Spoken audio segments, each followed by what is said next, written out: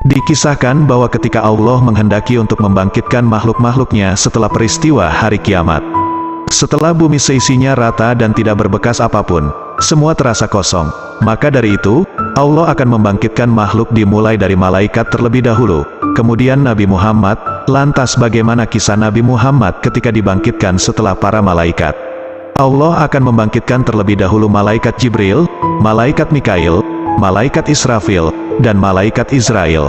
Namun, dari semua golongan malaikat yang dibangkitkan pertama yaitu malaikat Israfil setelah peristiwa hari kiamat, lalu malaikat Israfil mengambil sangkakalanya di Arsy untuk membangkitkan para makhluk nantinya.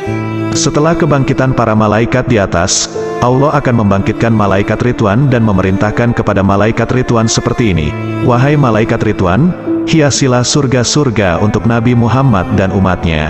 Kemudian Allah membangkitkan buruk, yang merupakan makhluk dari golongan hewan untuk pertama dibangkitkan.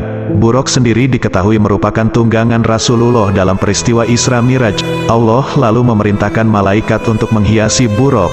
Makhluk tersebut dihiasi oleh para malaikat dengan pakaian cahaya yang ditetesi batu yakut. Tali kekang dibuat dari batu zamrud dengan 2 perhiasan berwarna hijau dan kuning.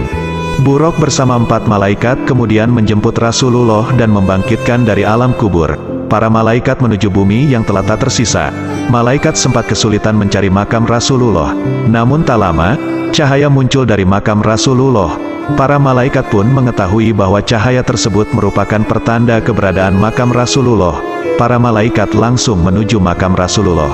Malaikat Jibril lalu memerintahkan malaikat Israfil untuk menyeru kepada Rasulullah dan membangkitkannya. Meski hal tersebut merupakan tugasnya, malaikat Israfil enggan melakukannya.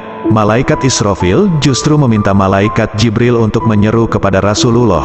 Malaikat Jibril pun merasa malu, sehingga tugas tersebut kemudian dilimpahkan kepada malaikat Mikail. Namun saat malaikat Mikail menyeru kepada Rasulullah untuk bangkit dari kubur, Rasulullah tidak bangkit dari kuburnya. Kemudian malaikat Israel menyerunya dengan berbeda, "Wahai ruh yang baik, berdirilah untuk memutuskan hari keputusan, hari diperhitungkan amal perbuatan, dan hari ditampakkannya amal perbuatan kepada Zat yang Maha Pengasih." Setelah itu, Rasulullah bangkit dari kuburnya.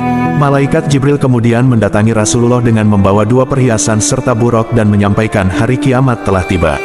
Mengetahui hal tersebut, Rasulullah gelisah dan menanyakan umatnya. Israfil kemudian menjawab pertanyaan Rasulullah, "Demi kemuliaan Tuhanku, wahai Nabi Muhammad, aku masih belum meniup sangkakala kebangkitan sebelum kebangkitanmu." Mendengar hal tersebut, Rasulullah merasa lega, sebab Rasulullah khawatir jika umatnya telah dimasukkan terlebih dahulu ke neraka.